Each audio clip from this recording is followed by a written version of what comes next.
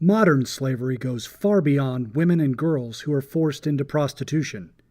Men, women, and children are stolen, deceived, or seduced into job opportunities that do not exist.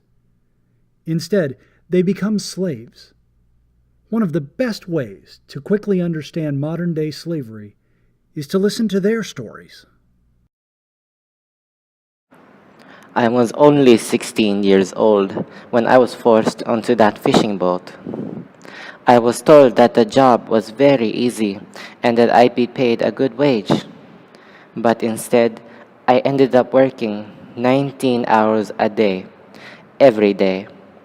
For food, we ate nothing but fish and rice twice a day. If I got sick or injured, I worked. I had seen others who had fallen ill, and the captain simply threw them over the side. I still remember their pleas for help as the ocean carried them away to their eventual death. I was beaten if I did not work hard enough, or even if I did. Days often went by with only a few hours of sleep. I was so tired, sometimes I felt I would go crazy. To keep me working, they would force me to take powerful drugs that destroyed my body. When I finally returned to port after 4 years at sea, I was not given any pay. The captain told me that I was an illegal migrant, so he did not have to give me anything. Having no way to communicate with my family while I was away, my mother and father assumed I was dead.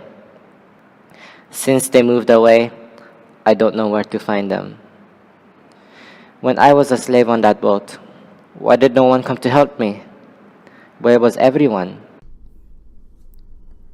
When I was 16 years old, I heard that many spinning mills in a big city in my region offered work.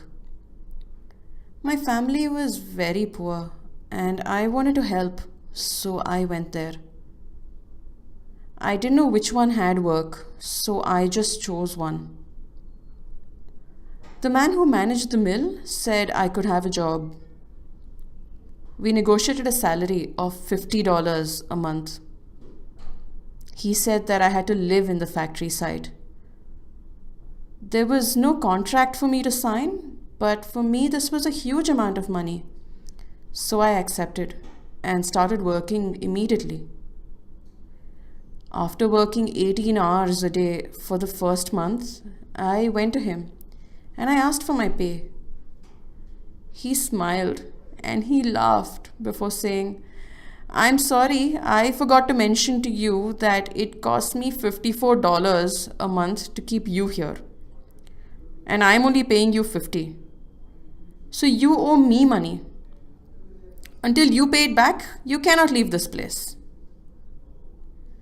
With armed security guards, barbed wire, and high walls, I couldn't escape. For 3 years, I was not able to leave. I couldn't contact my family. The more I worked, the more debt I owed. With so much work and nothing in return, my heart was filled with hopelessness and despair. If that fire hadn't brought the authorities, I would never have been able to leave. I lost 3 years of my life. Gone. Stolen from me.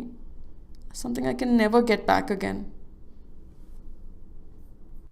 Back home, a recruitment agent offered me a job in a palm oil plantation in Malaysia. He told me that with the high wages I would earn, I could easily pay back the US $1,500 recruitment fee needed to buy the job.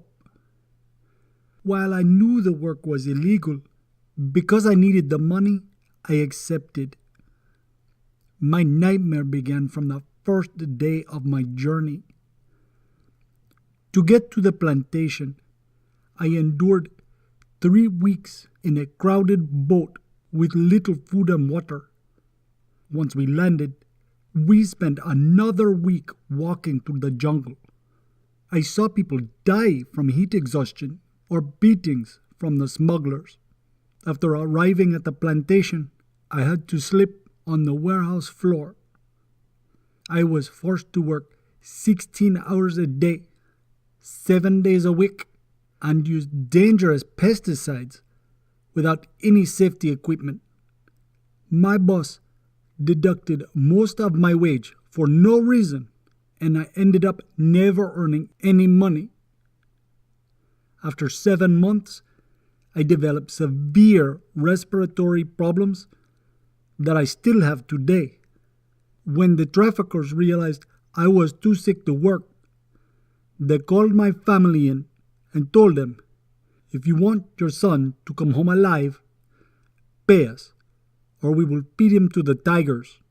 My father sold a piece of land and paid the smugglers $2,000 through an agent in Bangladesh.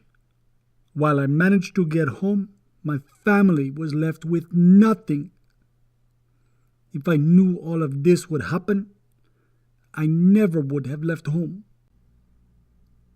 From these profiles, one can see that there are several characteristics that are common in modern slavery. The use of fraud or deception to trick a person into an exploitative labor situation. Debt, violence, or threats to hold the person in place, and the lack of any payment in exchange for services provided. The person loses control of his or her life and toils in a form of slavery.